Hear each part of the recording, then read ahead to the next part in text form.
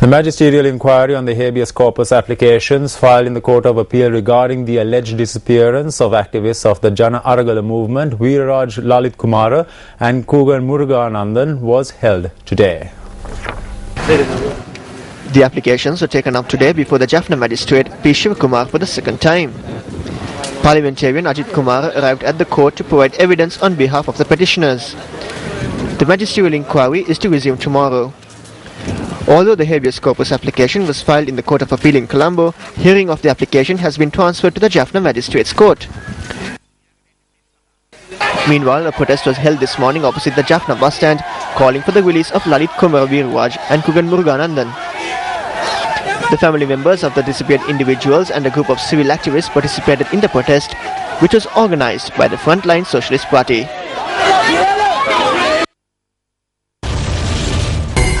Kugan Muruganandan and Lalit Kumara, abducted on the 9th of December 2011. Location: while travelling to the Jaffna bus stand on a motorcycle. A complaint lodged with the Human Rights Commission regarding the abduction. According to reliable information, they are being held at an army camp in the north. 279 days since the abduction. What happened to Lalit and Kugan? Minister of Construction, Engineering Services, Housing and Common Amenities Vimal Veeravansa says that small and medium-scale industrialists have been inconvenienced by credit restrictions imposed by the Central Bank of Sri Lanka. The minister expressed this view at a function in Colombo yesterday.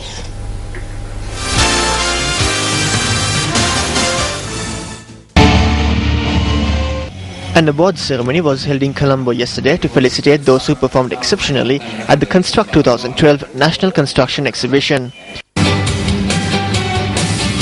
Eslon Lanka Private Limited received the award for the most creative stall at the ceremony, which was organized by the National Construction Association. Eslon Lanka Private Limited, congratulations!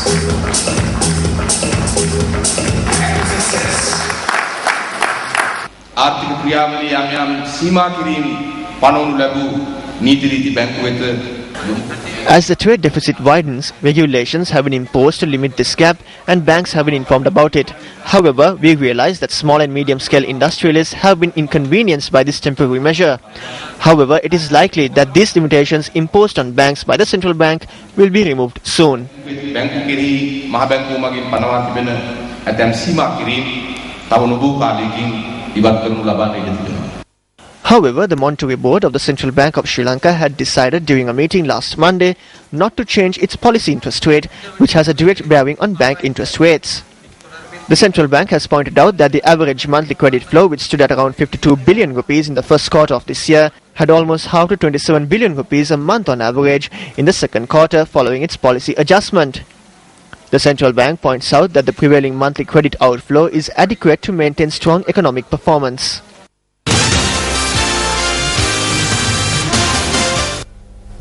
Southern Provincial Council Attorney at Law Maitri Gunaratna withdrew the petition filed by him challenging the decision of the UNP Working Committee to extend the tenure of party leader Ranil Wickremesinghe to 6 years. The petition was withdrawn after considering the facts presented before the Mount Lavinia District Judge Priyantha Fernando when the case was taken up today. The lawyers representing Ranil Wickremesinghe informed court that the party constitution was not amended to extend the UNP leader's tenure to 6 years. Wickremesinghe's lawyers pointed out that the extension of tenure is only a proposal and is yet to be approved. Accordingly, the petitioner withdrew the petition and the judge ordered the case to be set aside. I sent a letter to Tissatha Nayaka inquiring as to whether it will be amended or not. If he responded and said it would not be amended, then it would not have been necessary to file a case. We halted their attempts to amend the party constitution in an illegal manner. Since they have nothing to say today, they said it is not an amendment but a mere proposal.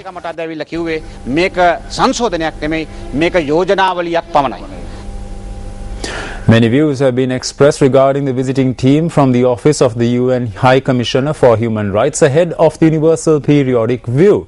The government says that the team is visiting the island based on an invitation extended by it even before the US-sponsored resolution was adopted in March this year. In a brief email interview with News First Shamir Rasuddin, who is in New York, the Office of the High Commissioner for Human Rights confirmed that the key objective of the team is to explore possible areas of cooperation between OHCHR and the government following the March 2012 Human Rights Council resolution on promoting reconciliation and accountability in Sri Lanka. The Geneva-based organization also confirmed that this requires an on-the-ground assessment of the achievements as well as challenges faced by Sri Lanka in different areas of human rights. The email also noted that the role of the Office of the High Commissioner for Human Rights is a technical one.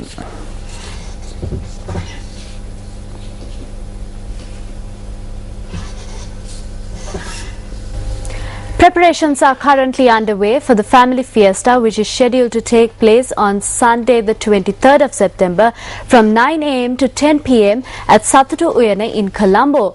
News First, Kids First and Youth First are once again organizing the family fiesta event. The morning session of the Family Fiesta program, which should commence at 9 a.m. this Sunday, will be dedicated to children. Art competitions, Upul Mama's short stories, magic shows, singing competitions and various games have been lined up for the children. The mascot of the Kids First team, Benson, and many other friends would once again take part in this year's Family Fiesta program. During the afternoon session, games would be organized for parents and the winners will walk away with valuable prizes. The evening session of Family Fiesta will be dedicated to the youth. Many events, especially for the youth, have been planned by Youth First. Starting from 2 p.m, registrations will be accepted from those interested in taking part in the beauty pageant. The Family Fiesta musical show will start at 6 p.m. Lahiru Pereira, Rukman, Asita and Eran Pathum are just a few of the many local artists billed to perform at this mega musical show. Staying in local news, the Department of Immigration and Emigration says that the group of Sri Lankans who were deported from the United Kingdom will arrive in the island tomorrow. The Controller of Immigration and Emigration, Chulananda Pereira, stated that the group is due to arrive on a special flight. A group of Sri Lankans who have breached the immigration and emigration laws are to be deported from the United Kingdom. The head of the Consular and Immigration Division of the Sri Lankan High Commission in Britain, Chaminda Kularatna, stated that around 60 Sri Lankans comprising of Sinhala, Tamil and Muslim individuals will be deported from the country. He further stated that the group will be deported in accordance with the Memorandum of Understanding between the governments of the two countries. The British media revealed that request made to suspend their deportation was rejected by the British Border Security Agency. The Controller General of Immigration and Emigration, Chulananda Pereira, stated that action will be taken against the group in accordance with the immigration and emigration laws. Following the arrival and thereafter, their information will be transferred to the National Intelligence Bureau.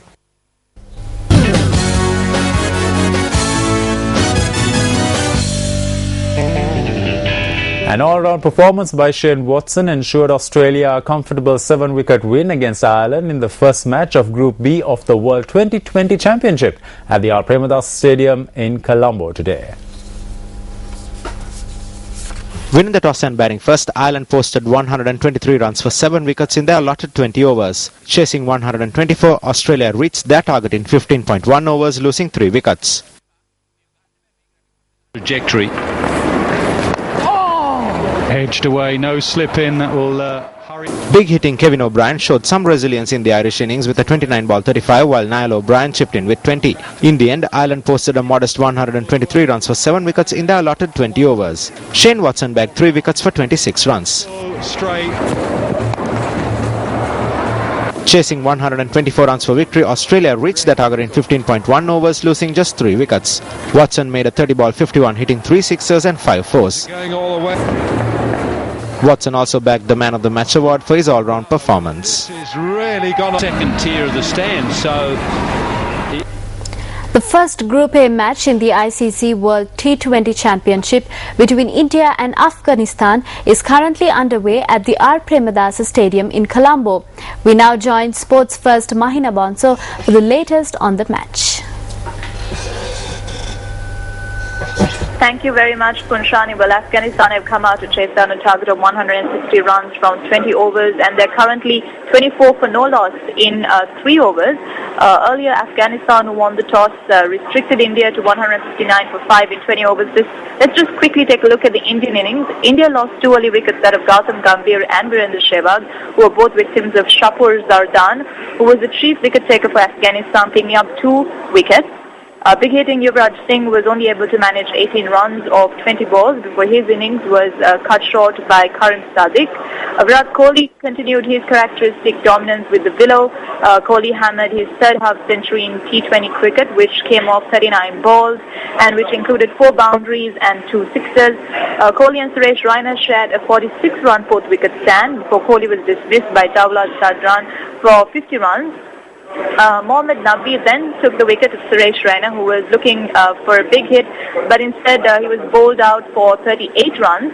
Mahendra Singh Dhoni finished off things for India with a massive 6 that took the score to 159 for 5 in 20 overs. Afghanistan chasing their target look pretty strong right now, the 24 for no loss in 4 overs. Back to you.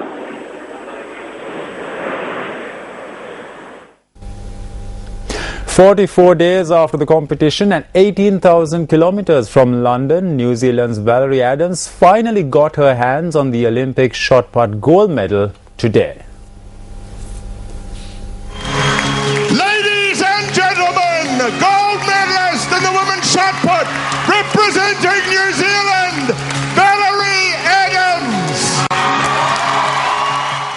Valerie Adams, who finished second in the final on the 6th of August, only for winner Nadzia Ostapchuk to fail a dope test, was presented with the medal at a special ceremony in Auckland.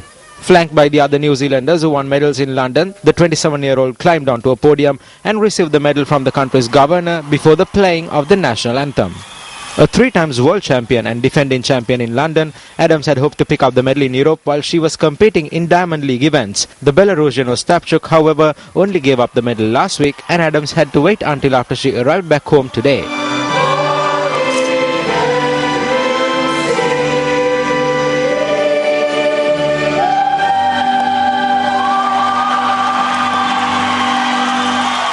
Eugenia Koloudko of Russia is elevated to the silver medal position, with Li Jiao Gong of China now the bronze medalist. Thank you so much to the public of New Zealand for your love and your support and your continued confidence in myself as an athlete. I do this for you and I do this for our country. Thank you so much. Ladies and gentlemen, Valerie Adams, Olympic gold.